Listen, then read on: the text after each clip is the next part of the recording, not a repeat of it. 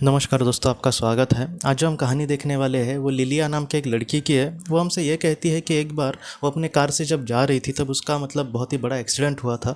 उस एक्सीडेंट के बाद लिलिया हमसे ये कहती है कि वो कहीं ना कहीं उसकी जो आत्मा थी वो शरीर से ऐसे ऊपर ही ऊपर जा रही थी।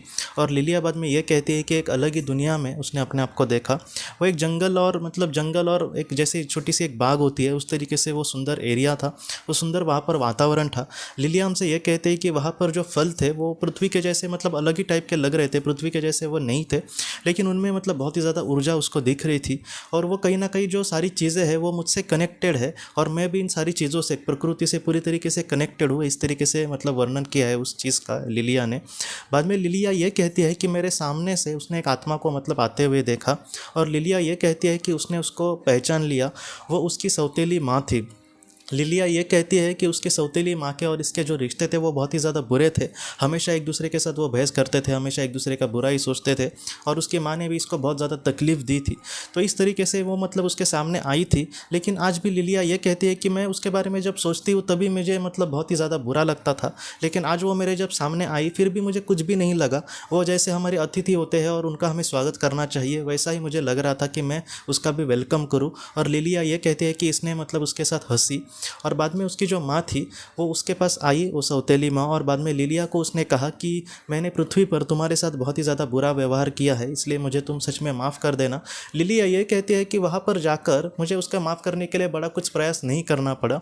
अगर पृथ्वी पर वो लिलिया ये कहती है कि वो मजाक में कहती भी थी कि अगर कोई खून मुझे माफ़ कर दे तो मैं अपनी सौतेली माँ को ही मार डालूंगी, लेकिन आज वहाँ पर जाने के बाद वो उसको आराम से उसने माफ़ कर दिया, उसको ज़रा भी प्रयास नहीं करने पड़े। बाद में लिलिया हमसे ये कहती है दोस्तों कि लिलिया ने भी उसके माफ़ी मांगी कि तुमने मेरे साथ बुरा व्यवहार किया ही पृथ्वी पर, लेकिन मैं भी ने भी तुम्हारे साथ बुरा ही व्यवहार किया, तो इसलिए तुम भी मुझे माफ़ कर देना। बाद में उस सौतेली माँ ने उसको ये कहा कि यहाँ पर मुझे कोई भी ऐसा प्रयास नहीं करना पड़ा है, या फिर इस दुनिया में आने के बाद ये वातावरण ही हमें इतना पॉजिटिव बना देता है कि हमारे मन में किसी के लिए भी गुस्सा या फिर द्वेष नहीं रहेगा। तो मैं भी तुम्हें माफ़ कर देती हूँ, लेकिन मैंने ही ज़्यादा तुम्हारे साथ कुछ बुरा किया है। कहीं ना कहीं उस दुनिया में जाने के बाद दोस्तों मैंने बहुत सारे ऐसे केसेस में देखा है कि हमारी गलतियां खुद हमें ही पता चलती है। जैसे पृथ्वी पर मैं कुछ गलत कर रहा हूँ और मेरी गलतियां कोई दिखा रहा है मुझे कि तुम कुछ बुरा कर रहे हो, लेकिन फिर भी हम नहीं समझते इन सारी चीज़ों को। लेकिन उस दुनिया में हमारी गलतियां खुद हमें ही बहुत ही अच्छे से समझ आती है। तो ये एक बात है। बाद में लिलिया की जो सौतेली माँ थी उसने ये कहा कि मैं जब इस दुनिया में चली आई तब मुझे पता चला कि इस दुनिया में जैसे पृथ्वी पर, लिलिया ने भी कहा है कि उसकी सौतेली जो माँ थी वो बहुत ही स्वार्थी इंसान थी। वो हमेशा ये प्रॉपर्टी मुझे चाहिए, इसके पैसे मुझे चाहिए, इस तरीके से जीने की कोशिश करती थी।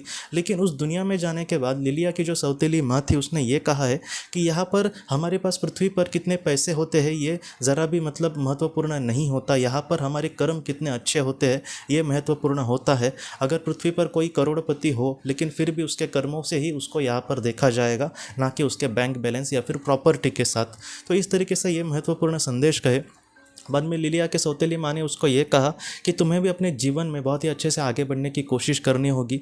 तुम अपने जीवन में अभी फ़िलहाल बहुत ही ज़्यादा दुखी हो। और लिलिया ने भी कहा है कि वो बहुत ही ज़्यादा दुखी थी क्योंकि उसके जो बच्चे थे उसकी बात नहीं मानते थे, या फिर लिलिया ये कहती है कि वो जो भी छोटा मोटा बिजनेस करने चाहती थी उसमें भी वो थोड़ी सी लॉस होती जा रही थी।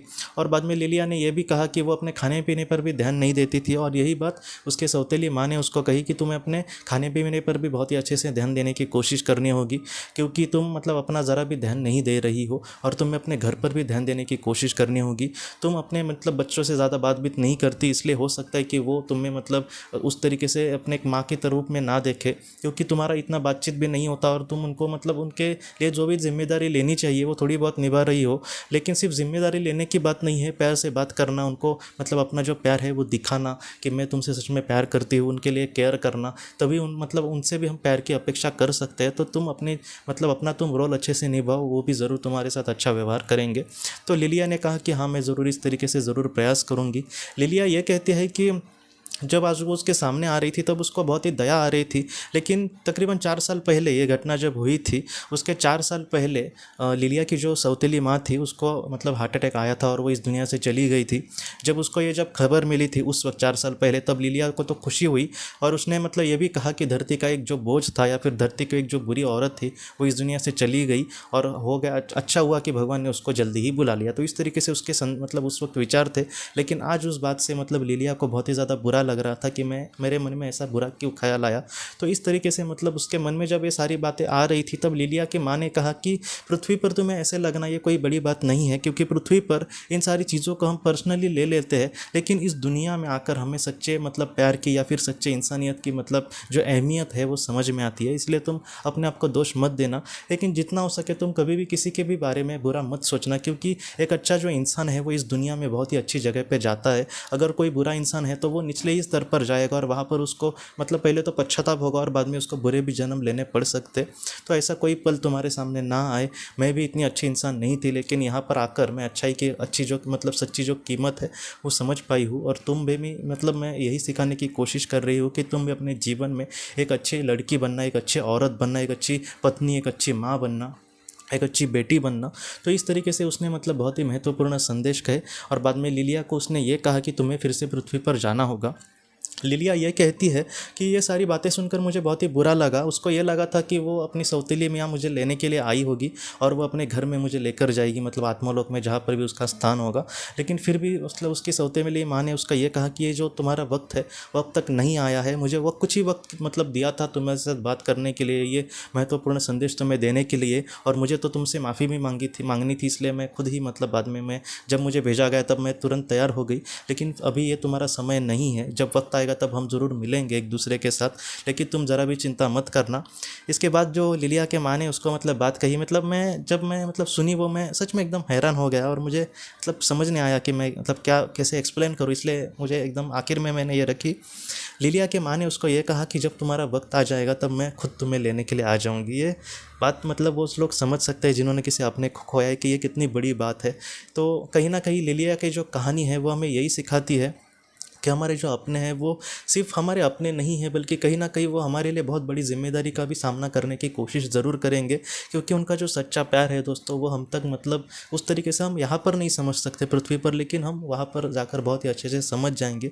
इसलिए जितना हो सके हमारे मन में कितने भी लोगों के लिए कड़वाहट हो या फिर हमारा किसी ने कुछ बुरा किया हो तो उसको बड़े दिल से सच में माफ़ कर देना।